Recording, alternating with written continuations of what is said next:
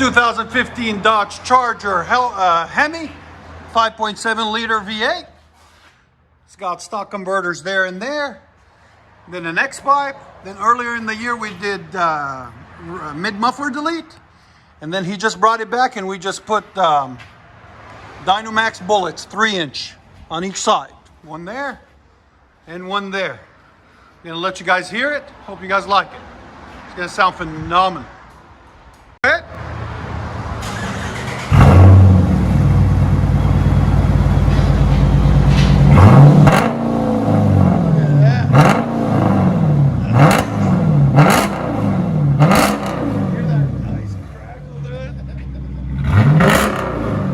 Sound decibels, go ahead. 113. That's not bad. Hell yeah. Bring it back. Dude, listen to idle.